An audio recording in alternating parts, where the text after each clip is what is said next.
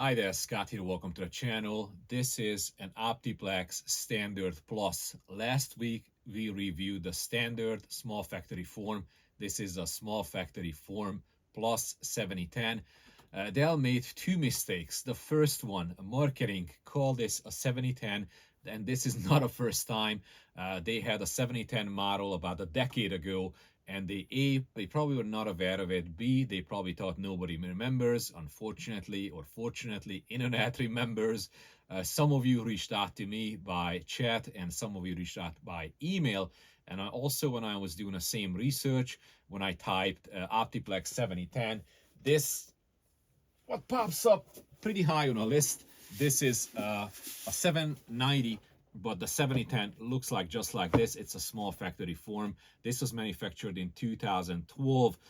If you're looking at this shiny silver front bezel, this is how the original 7010 looks like. If it looks like this and not like this, this is the old decade-old model. Don't get confused.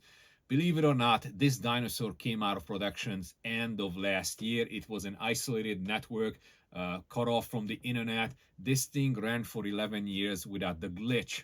Without the glitch, every single day, 7 days a week, 24/7. This was on, and it didn't get out of the production because it failed. It did get out of the production when we could finally move away from that old software completely and no longer need it. This thing built like a tank. It's pretty much the same method or footsteps we are following with the OptiPlex, what we have in here in 2024.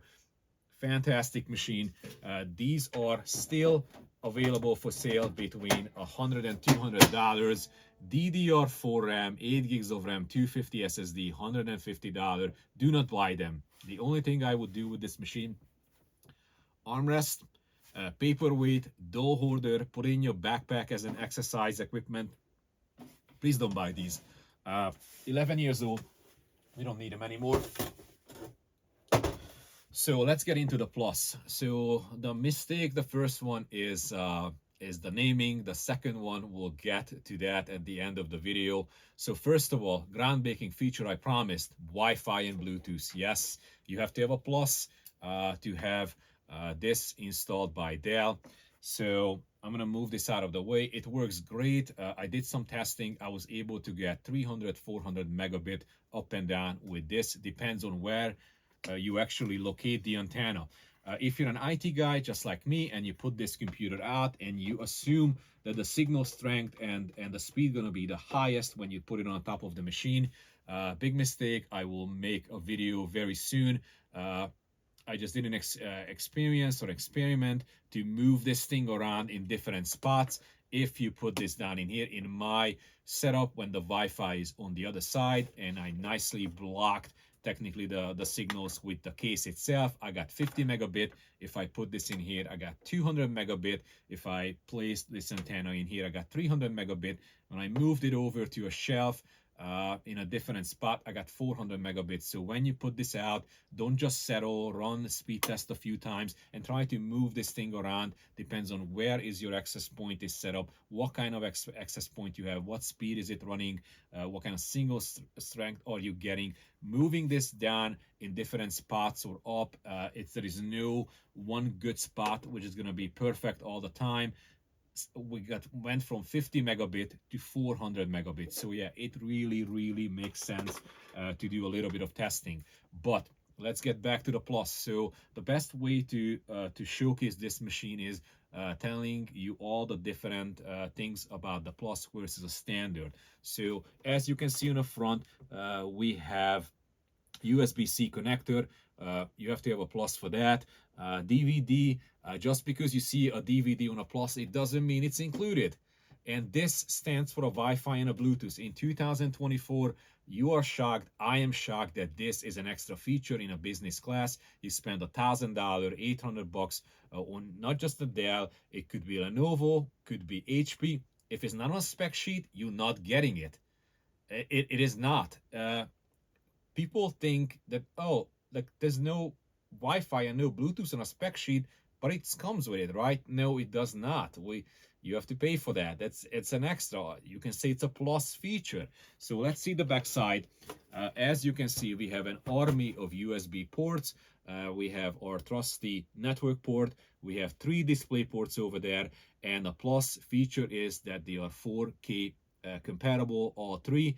On a standard, we have 2 ports, 1 display port, 1 HDMI, and the HDMI is only full HD. Other than that, normally on a standard, we would see 2 screws in the back. We have this latch, which is my favorite thing. So with the plus, we get this extra feature. All you have to do is pull it aside, and a top cover folds off and goes away. Fantastic. Same thing with the hard drive caddy and a DVD RAM. We have this little latch in here. All you have to do is pull it aside to open it, and then it falls out. So make sure you take the front bezel off before you take the drive cover out, and it just folds out of the way. I'm not going to unhook it, but we can see everything which we have here. So first of all, standard has a 180 watt power supply. This is a 240 or 250.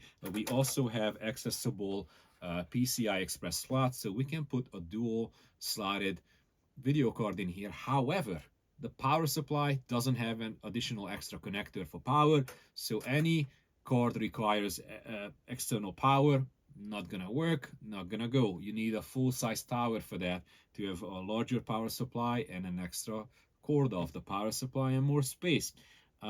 CPU, same cooler.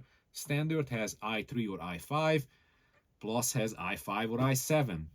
We have only a 250 SSD in here, but we have 2 additional slots.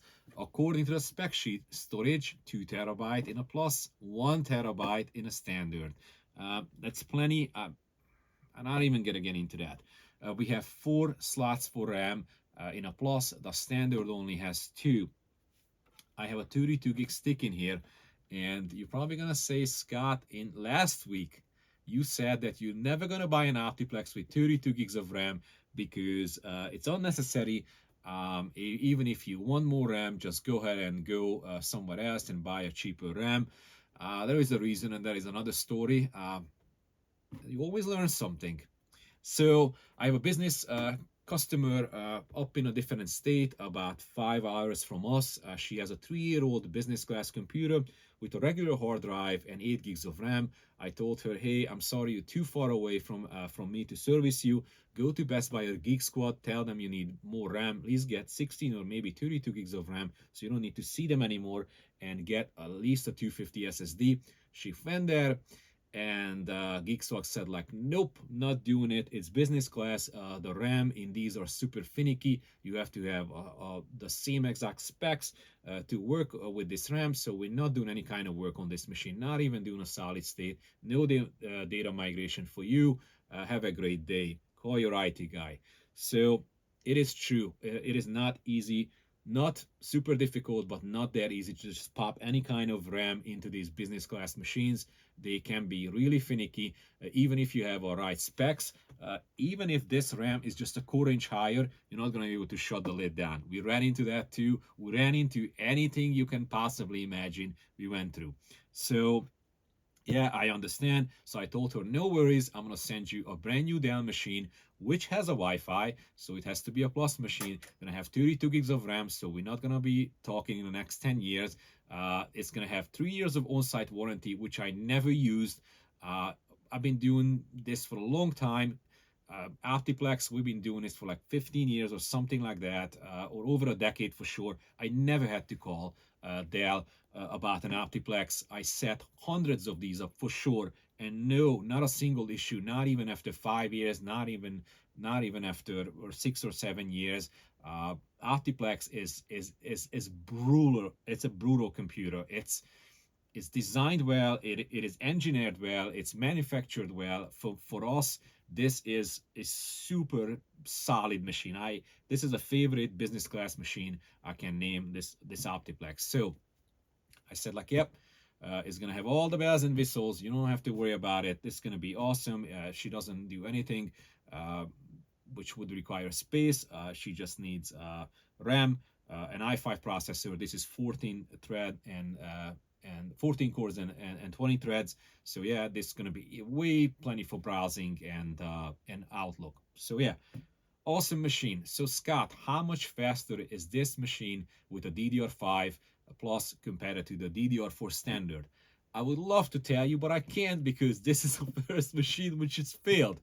It is not functional right off the bat. It is. I unboxed it, I hooked it up, and it has a video issue. Like uh, first screen Windows loads, it has artifacts on it, little white dots moving constantly, and a screen goes just on and off, goes black, goes back, goes black, freezes. It is a faulty machine. It's not dual, it's not completely dead. So next week we're gonna do a Wi-Fi video, and then after that we're gonna have an OptiPlex repair experience. So yeah, I would love to talk to the tech and see what happened. I don't know if they are gonna offer a brand new machine since this is 1 day old and it's not functional, or they're just gonna send somebody out with a motherboard replacement. So we'll see. Let me put this back together, and yeah. This is not, again, my normal experience with the OptiPlex. I'm very disappointed that this is a first Plus machine which we ordered, and it's cost more, and this is a one and only machine which is failed. I understand that, but things can happen. I'm a tech. I am shocked, actually, to be able to perform this kind of setup for over a decade and have the first machine in my hand to be not fully functional. But again, this is what it is, and we're gonna have another video out of this. If you have any questions, please just let me know in the comment section. If you're still here, you definitely deserve to be in a little giveaway action. I'm gonna give this 15-inch Dell Inspiron 2023, which reviewed end of last year, machine away to one of you. Free shipping. All I'm asking is send me an email to this particular email address. Subject line, put plus, just for fun of it. And send me a partial shipping address. It should be your house number and the name of the street. Nothing else, please. This is just gonna serve for future verification. The email, what I would like to see from you, should look like this exactly. And you send me that email. You are located in here in the United States. You are in every single video I'm releasing, started from last week. Have this entry. Just send me a new email with a different subject line. Every time you do that, I'm gonna add a plus to your entry, so you're increasing your chance to win this laptop. Or maybe we're gonna give 2 of them away. We'll see. In the same time. Not a whole lot of people doing it. If you're doing it, you're doing yourself a favor. I'm not collecting your email address, any of your data. I'm not going to do anything with it. Not going to sell it. Not going to keep it in the database. As soon as, just like last December, as soon as the giveaway is closed and a winner is randomly selected and a laptop is actually left this home studio, I'm going to destroy that, delete that, not going to contact you, not going to do anything. So if you are in, try to win this laptop. It's a budget laptop. I think it's a great laptop. You're welcome to do that. Thank you so much for your time. See you at the next video. Scott's out.